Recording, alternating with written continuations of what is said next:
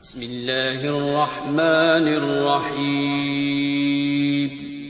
السلام علیکم ورحمۃ اللہ وبرکاتہ۔ معزز سامعین کرام، اگر کام بنتے بنتے رک جائیں، مشکلات آپ کو گھیر لیں تو یہ تسبیح پڑھیں، انشاءاللہ عز و جل فوری نجات آپ کو ملے گی۔ محترم سامعین کرام، ہمیں بہت سے بھائی بہن میسیجز کرتے ہیں، کومنٹ کرتے ہیں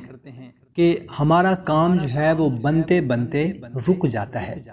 پریشانیاں ہمیں گھیر لیتی ہیں، کوئی اس کا حل نہیں نکلتا، آئے دن کوئی نہ کوئی پریشانی، کوئی نہ کوئی مصیبت، کوئی نہ کوئی تکلیف آ جاتی ہے، ہم بہت ہی زیادہ پریشان ہیں۔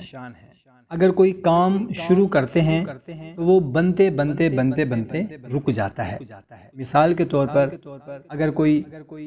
بچی ہے یا کوئی لڑکا ہے، اس کے رشتہ کرنا چاہ رہے ہیں اس کے والدین، تو بات بنتے بنتے رک جاتی ہے، جاتے ہیں رشتہ کے لیے، بات بھی ہو جاتی ہے، پھر 2-4 دن، 8 دن، 10 دن کے بعد وہ رشتہ ختم ہو جاتا ہے یا وہ بات بھی ختم ہو جاتی ہے اور کام بگڑ جاتا ہے۔ یا پھر کوئی کام شروع کرنے لگے ہیں، کوئی بزنس، کوئی کاروبار شروع کرنے لگے ہیں، اور اس کے شروع کرنے کے بعد یا پھر شروع کرنے سے پہلے ہی وہ کام رک جائے، آپ کا جو بزنس شروع کر رہے ہیں، جو کاروبار شروع کر رہے ہیں، اس میں رکاوٹ پیدا ہو جائے، یا پھر آئے دن گھر میں کوئی نہ کوئی مشکل، کوئی نہ کوئی پریشانی آ جائے، تو پریشان نہ ہوں، یہ تسبیح پڑھ لیں، انشاءاللہ عز و جل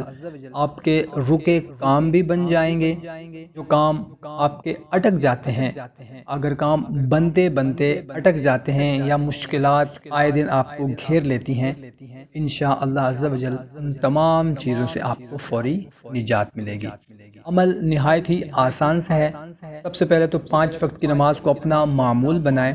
اور اس کے بعد استغفار کو کثرت کے ساتھ پڑھیں۔ استغفار کو کثرت کے ساتھ جتنا بھی زیادہ سے زیادہ ہو سکے استغفار پڑھیں،